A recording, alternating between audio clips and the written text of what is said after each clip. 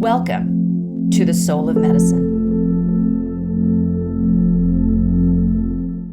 Welcome back to the Soul of Medicine podcast, the show where we explore the intersection of creativity, spirituality, and the ways in which we can find healing and meaning in our lives. I'm your host, Kay Corpus, and I'm thrilled to have the incredibly talented Leah Fox joining us today. Hi. Hi. So excited to have you on. So Leah's an artist, and she is the heart behind Charm and Magic Jewelry, a collection of handmade pieces that are so much more than just beautiful accessories. Each item she creates is infused with intention, love, and the subtle healing properties of precious and semi-precious stones and metals. From her early days stringing beads as a little girl to the pivotal conversations that led her to rediscover the joy of jewelry making as an adult, Leah's journey is a testament to the power of creativity as a path to healing, self-discovery, and celebration. Her work is a reminder that the things we wear closest to our hearts can serve as talismans, guiding us back to our true selves and the magic that resides within. Woo! Join us as we delve into her process, Leah's process, the deep meaning behind her carefully chosen materials, and how she hopes her jewelry will touch the lives of those who wear it. If you've ever felt a special connection to a piece of jewelry or wondered how you can use an adornment as a tool for healing and transformation, this is an episode you won't want to miss. So let's dive in. Thank you for that beautiful, generous opening. Yeah, I'm so happy to be here. So we met a while ago through yoga teacher training when I was going back and forth to Pennsylvania, right? And then I discovered your jewelry line, and you made some pieces for our studio a while ago. That's been a while, girl. That's right. That's right. I love them. I still have them. So then we did a collab for my jewelry line called Divine by Design, which I'm wearing one of those pieces with these beautiful stones, very delicate. So I'm just so pleased with them. And I just love that we could create something together. So yeah, well, I think you're so special for so many reasons. But one thing that I see and that I felt like in 2016 or whenever that was, is like you, I think, saw potential or saw the possibility and then just like went with it with me. And I was like, oh my gosh, really? Okay. Yeah, I'm just so grateful and thankful to you because I feel like you have a vision that you stand behind. And then I get to be a part of that. But it's like, I think a magic seeing you have of like this, let's do it. Oh, thank you. But I loved your style. It's really delicate. It's really just special. And I love the way you put your colors together. And I love your vision as well. So thank you. Oh, you're welcome. So Leah, can you tell us about your background and how you first became interested in art and jewelry making? I was always a creative kid, and creativity showed up in my life in a lot of different ways. And then in the beginning, it was a lot through movement and dance, and then yoga. And anyway, I was in a period of my life where I was teaching creative movement in the schools in New York City. And then I was about to become a mother. And I was about 8 months and 2 weeks pregnant. And I always had this dream of like, I want to be an artist.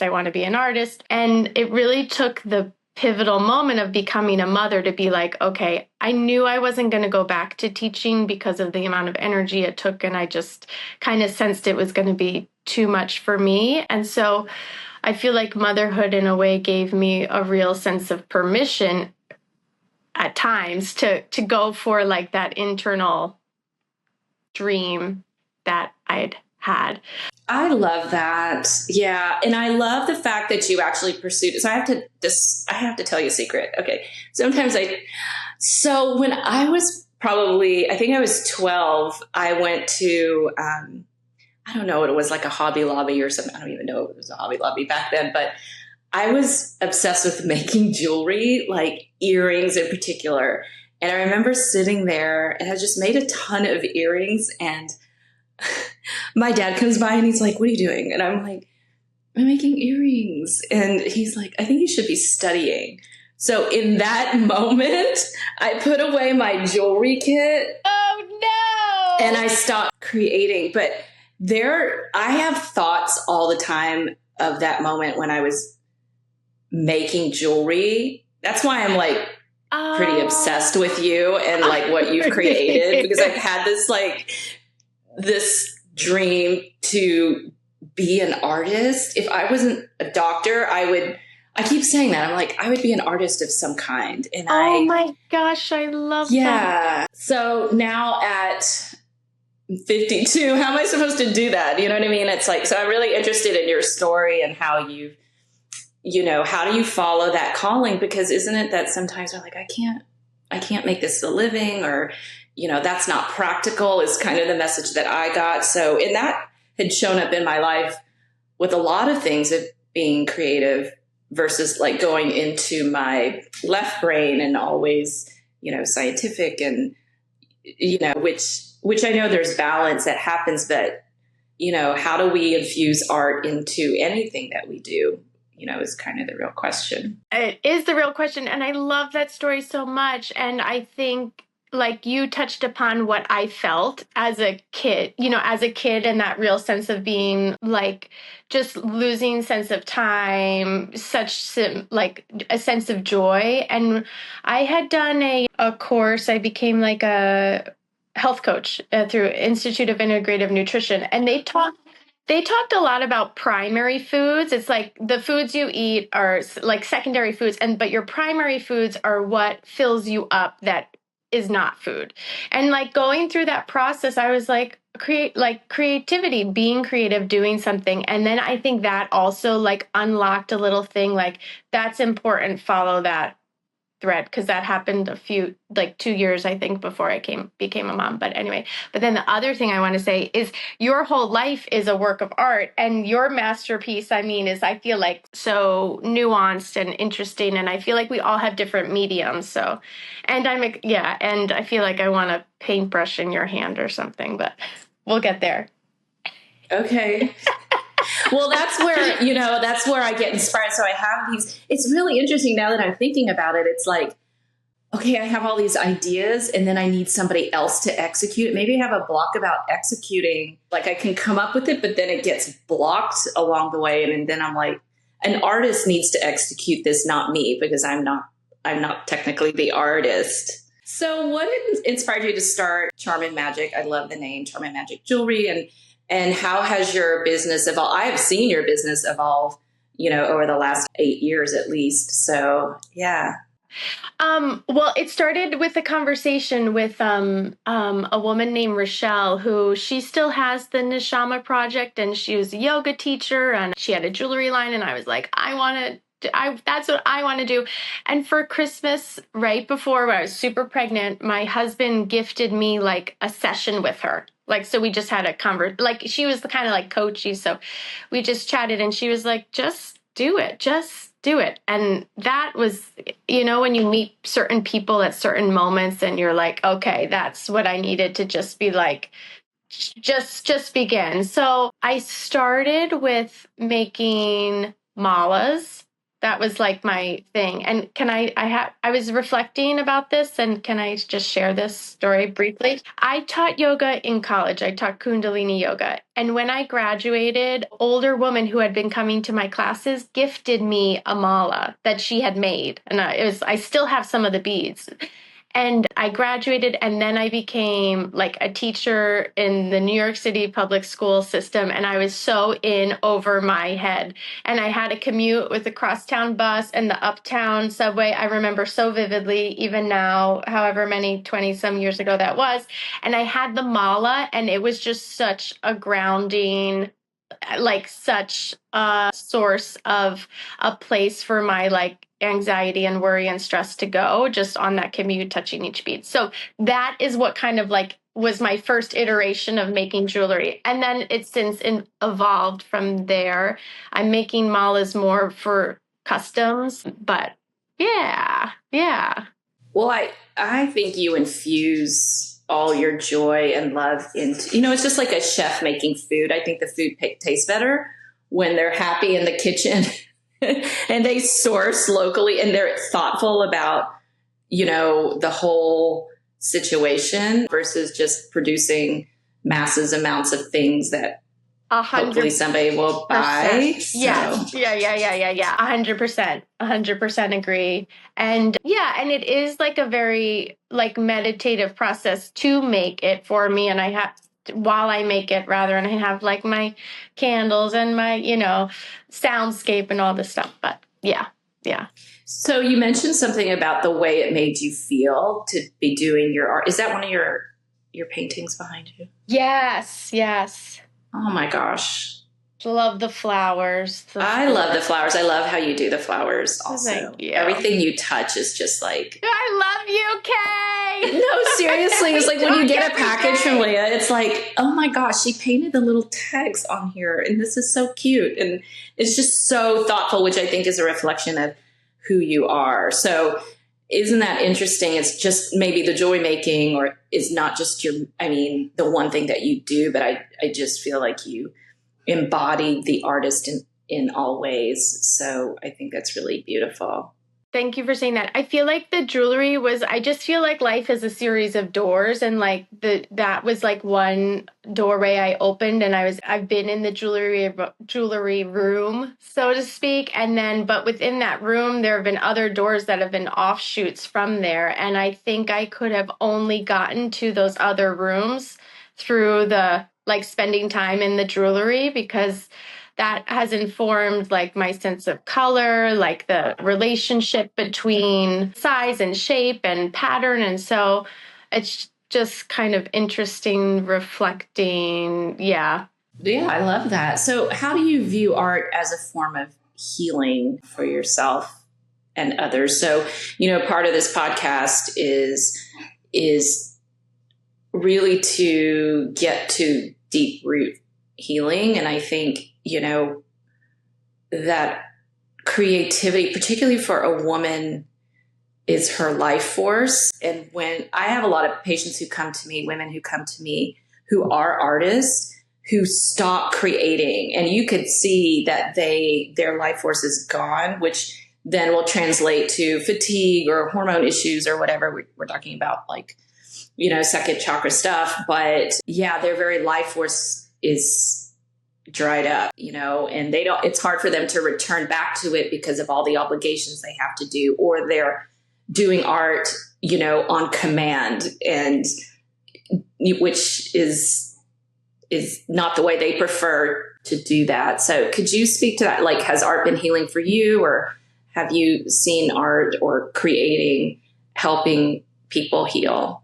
Yeah, I love this question so much. And I do believe like whatever you have inside, if you don't let it out, it'll kind of deteriorate on internally. So I don't know if that made sense, but for me, it has been incredibly healing. And that's why I continue to practice it. I feel like a real sense of peace, especially with either the jewelry or the painting. I cannot be multitasking. And that is such a gift in a day where I'm, it's very easy to be like, I'm here and I'm there and I'm there. Like it commands my full attention, and it commands an awareness of my body and my breath and like, where am I? I can sense that more in the creative practice than like when I'm in the kitchen. And maybe I could build it to be when I'm in the kitchen, but that hasn't happened yet.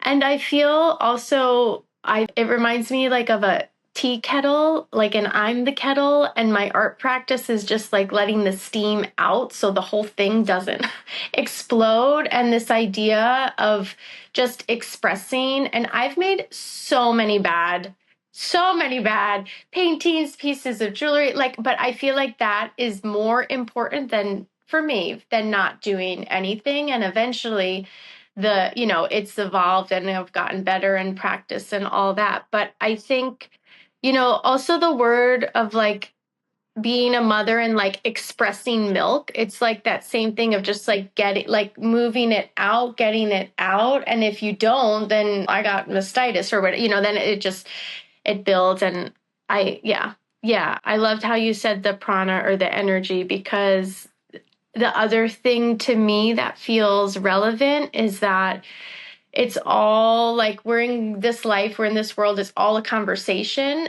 And if it just becomes one-sided, like too much input or too much output, then it doesn't feel good in my being. So I feel like being in the world, things coming in, I also need like a way to like then just somehow, get it out. And I love that. So a question that came up. So I do have a lot of artists in my practice or creatives in my practice who are also drawn to holistic medicine, of course. And, they love all of that. But one thing that I noticed is that some of them are really talented and would love to use their art as their primary source of income. But a lot of them are like hiding their talents. I met one over the weekend. Oh my goodness, she's so brilliant.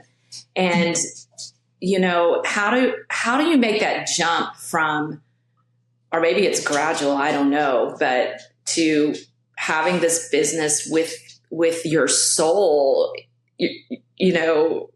embodied in these works, and it's out there for the public to kind of judge it. You know what I mean? Is that a thing that holds people back sometimes? I guess. I think so. And even for me, like I got comfortable sharing my jewelry, but then like 2 years ago, I wanted to start sharing my art, and I had to do like a whole processing of like inner child stuff of like, but it feels so sacred. And what if they don't like it? What if they don't like me? Right. But then it's just, I did have to work through that, and it is super vulnerable. And I think the risk, like the reward is worth the risk, right? And I think the path of an artist is so vast and wide. It's not like, like the more traditional types of occupations maybe.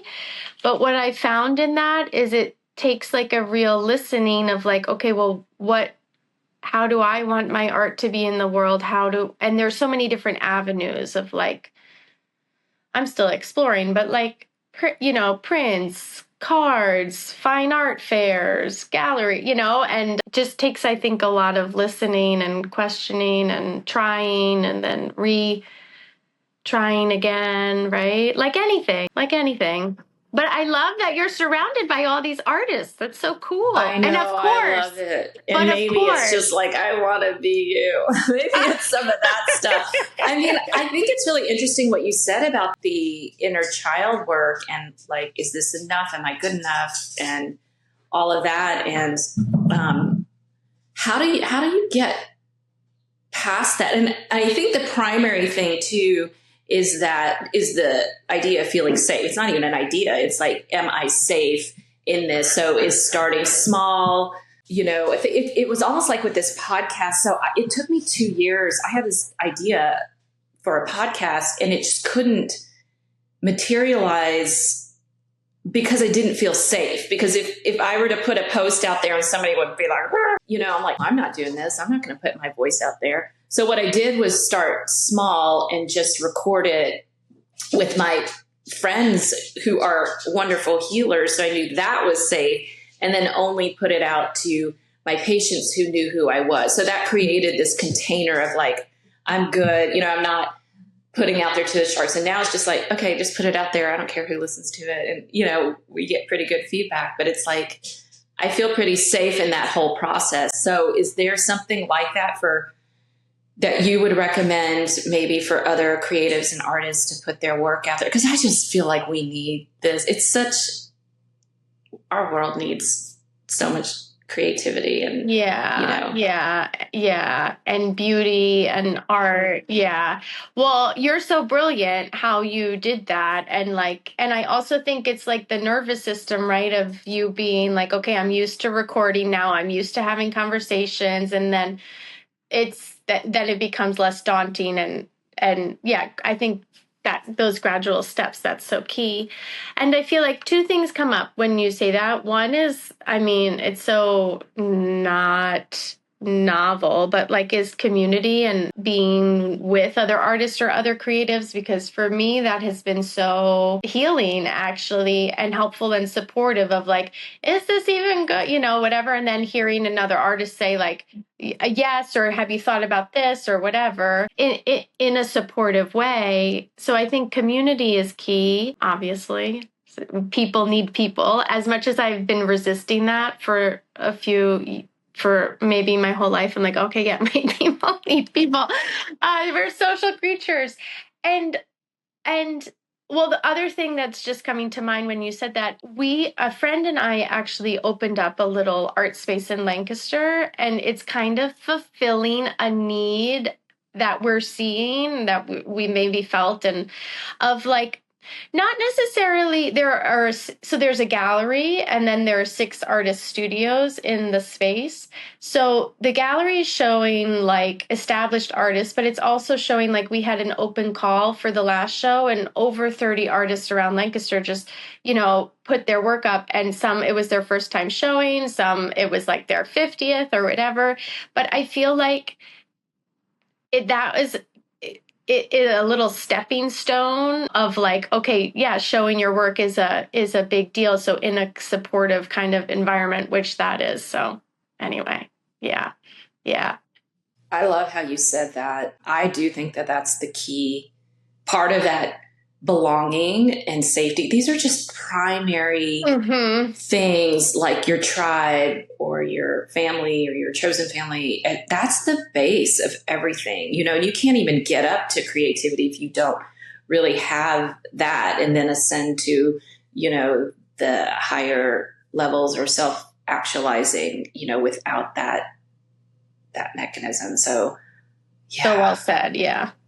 Absolutely. So let's talk about your stones that you use which is part of my draw to you, because I think that's also this intersection of the healing and how you use these stones. So could you talk about what you use, the materials that you use in your designs, and the healing properties of these materials? Yeah. So I think anything that is from the earth is healing by nature, and the crystals have been like formed over these like billions of years, and all the different crystals have the different properties. And so I use semi-precious and precious stones, and though I use it, how do I say, I let my intuition kind of guide a lot of it, what I'm drawn to, what colors I'm drawn to. And then I have a book called The Crystal Bible. It's behind me. And it's kind of interesting looking at all the different properties. And sometimes I like use that as a possibility of like extra support, like of, the support team, or it's just like another extra support. But also just, as I said, anything from the earth is like super, like feels super grounding to me. And a big part of the jewelry, a big part of all of this is offering beauty back to the earth, like back. I feel like the nature is so generous with her continuous offerings, and I feel like I process it, and then like it's my humble offering to like be like look what I made based on your materials, or based on what I saw. So that kind of informs, I guess, my process as well. So, yeah. And I think when people are going through transitions, or when people are celebrating, or like loss and grief, they're so hard. And I think life can be so hard sometimes, and so beautiful, and both at the same times. And I just feel like a little, as you said in the beginning, like talisman, or a little like my mala was for me when I was doing that commute, like a little something to be like, okay, like there's like an extra reminder, tactile touch of, yes, the support of the crystal, but maybe also the support of my grandmother who, has passed or died, or, yeah. Yeah, that's beautiful. It is a touchstone. It's a reminder, I guess the stone itself, you could just, it does have its properties, but when we give it meaning and wear it, and I love, wearing it close to the heart. That's why I love the necklaces. It's sort of this, reminder of its power, my power, and, Yes. and all of Yes. that. So. Yes. Yes. Yeah, Yeah. so beautiful. So are there any stones in particular that you like working with, or? That's a good question. I love turquoise because I love that blue, and that stone could be one of the properties is protection. And I also am like, yes, protection. Like I'll take a little extra protection. Who doesn't want a little extra protection, you know? And I feel like in all these cultures, there's all these symbols for like, you know, the eye of God or whatever as a protective symbol. Anyway, so turquoise I love. Quartz is like an amplifier, so rose quartz for the heart. I also has been a favorite of mine, I feel like since the beginning. Smoky quartz for grounding. I also love that. Yeah, possibility. Lapis. I'm actually holding a little lapis right now because I'm like, let my words come out. Sometimes they get stuck. So yeah. And then it's really fun for me to be in like a bead buying experience just to see the different like shapes and sizes. And then I kind of, yeah, I see what's catching my eye. Moonstone, that's like a symbol of new beginnings. And I love how it like how it catches the light. It kind of can shift. Wonderful. Pink sapphire. We have one piece of that. That is so beautiful. So beautiful. I mean, I know it's like, which is your favorite child? You're like, well, I kind of have one. Exactly. But... Let's wear all of them. Yeah. Exactly. Yeah. You know, the business side of doing this, so your left brain and your right brain are having to go at the same time. What's it like, you know, balancing the business side of things with the creative jewelry side? I much prefer to be in the creative like flow, and I'm still working on like looking at the business component as a creative practice. I haven't fully like shifted to that mindset yet. So yeah, I don't know if that makes sense. So yeah. Well, I think it goes both ways, and somebody, you know, who's very left brain is having a hard time getting into the right brain. So we're all always trying to get into balance, but at least, you know, we're noticing that. I don't know that we'll ever perfect, you know, being both. I mean, that would be lovely, but that's okay. All right. Yeah. It's a dance, I feel like. Yeah. Yeah. And I feel like when the kids are at school, I have more access to, you know, places in my being that I didn't have all summer. It's interesting that the brain can't occupy that fight or flight thing all the time and creativity at the same time, you know? So that's why that piece of like getting that settled first and then settling into creativity is that's just the way it goes, you know? So that's okay. I love that. Yeah, that's okay. You're so smart. I love how you tie in all of these like, you know, factual things that make so much sense, but I love the wording of how you put it. Thank you. So what are the goals for Charm and Magic? So you said you're getting more into your art, right? And art-wise, I've actually been working on an oracle deck. So I've been painting. I have so far 35 like card, you know, images. So I feel like can have many, many ideas. And then the challenge is to see one of them through. That's also, I feel like, a big practice for me. So that's where I'm focusing right now in the immediate of like yesterday. Like I went to the studio and that's what you're doing, Leah. So yeah. So is it easier for you to create like a commission project versus doing something for yourself? Yeah, it's different. In the commission, maybe I'll say is a little harder because I'm like, oh, is this what they want? Are they going to like it? And whereas if I'm just making it, I'm like, well, this is coming through. And so this is what it is. And then hopefully somebody on the other side will find it and like it and buy it and want it. Yeah. So it's just, I would say, different flavors. Okay. Awesome. So where can we find you? Your website, social? If somebody wanted you to make some beautiful jewelry for them, how could we get in touch with you? Yeah. So my website, Leah Ann, ANNE, Fox, FOX.com. And then that's also my Instagram handle, Leah Ann Fox. Also my email, leahannfox@gmail. So that would be a great place to start. And I just want to maybe put it out as an offering because a lot of my things have been in person and in Lancaster, Pennsylvania, which has been so great to be in person. I mean, I feel like it's so great. But I'm going to be offering a Zoom painting watercolor a watercolor class October 1st. So that's on my website. And yeah, it's just, yes. Oh my gosh. I'd love to have you. I'd love to have you. I'd love to have you. I taught this, it's called Blooms and Brushes, and it's just, I'm still working on how it's going to work on Zoom, but I have many ideas. Using your brushes to like do the heavy lifting and make the kind of the flower shape. So it's just fun and playful. And I feel like a chance to just sit and be with yourself and, yeah. So that's happening. And that's on my website. Okay. I'll check that out after we get off the call. So is there anything else you'd like to share about your journey with yourself or Charm Magic and using art for healing? I'm just so grateful to be able to have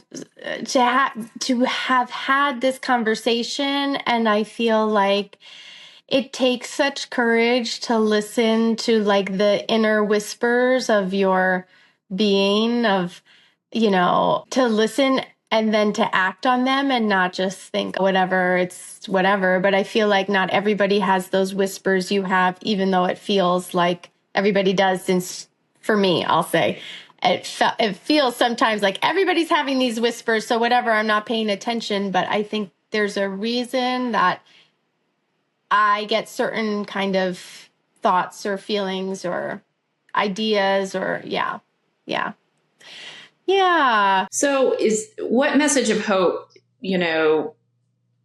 for people to take away from your work and your intention behind it, and even fellow artists and creatives, anything you'd like to say to them?